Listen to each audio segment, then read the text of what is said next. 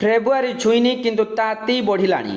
ଭୁବନେଶ୍ୱର ତାପମାତ୍ରା ଆଜି ସମସ୍ତଙ୍କୁ ଚମକାଇ ଦେଇଥିବା ବେଳେ ତାପମାତ୍ରା ଆଜି ଉପରମୁହାଁ ହୋଇଛି।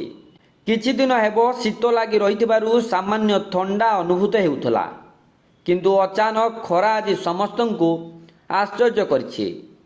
ଆଜି ଭୁବନେଶ୍ୱରରେ ତାପମାତ୍ରା ପାଖାପାଖି 32 ଡିଗ୍ରୀରେ ପହଞ୍ଚିଛି। କେବଳ ରାଜଧାନୀ ନୁହେଁ, ଖୋର୍ଦ୍ଧା, କଟକ ସମେତ ପାଖାପାଖି ଅନ୍ୟ ସହରର ତାପମାତ୍ରା ମଧ୍ୟ ବଢ଼ିଛି। ଏଭଳି ତାପମାତ୍ରା ଦେଖି ଲୋକେ ଖରା ଦିନ କଥା ଅନୁଭବ କରୁଛନ୍ତି। ଯଦି ଏବେଠୁ ଏତେ ତାତି, ତେବେ ଆଗକୁ କ'ଣ ହେବ ଲୋକେ ଭାବି ଚିନ୍ତିତ ହେଲେଣି। ଏବେ ଭୁବନେଶ୍ୱରର ତାପମାତ୍ରା ପାଖାପାଖି 32 ଡିଗ୍ରୀ ଥିବାବେଳେ ଆଗାମୀ 2ରୁ 3 ଦିନ ଯାଏ ତାପମାତ୍ରା ଆହୁରି ବଢ଼ିବ ବୋଲି ପାଣିପାଗ ବିଭାଗ ଆକଳନ କରିଛି। ଆଜି ଭୁବନେଶ୍ୱରରେ ତାପମାତ୍ରା ପାଖାପାଖି 32 ଡିଗ୍ରୀ ଛୁଇଁଛି ବାବା।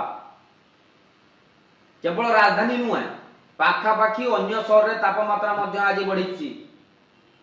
ଏଭଳି ତାପମାତ୍ରା ଦେଖି ଲୋକେ ଖରା ଦିନ କଥା ଅନୁଭବ କରୁଛନ୍ତି ଯେ ଏତେ ଗରମ କୋଉଠୁ ଆସିଲା, ପୁଣି ଜାନୁଆରୀ ମାସରେ।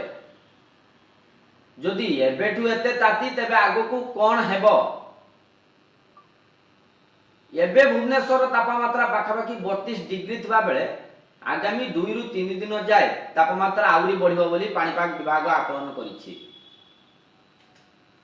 ଯେ ଗରମ ଦିନ ଆସିଲେ ଆହୁରି କ'ଣ ହେବ, ଯେ ଶୀତ ଦିନରେ ଯଦି ଏତିକି, ତେବେ ରାଜ୍ୟରେ ଏପରି ତାପମାତ୍ରା ବୃଦ୍ଧି ଦେଖି ଆଗକୁ ପରିସ୍ଥିତି ଭୟଙ୍କର ହେବ ବୋଲି ଲୋକେ ଆକଳନ କରୁଛନ୍ତି।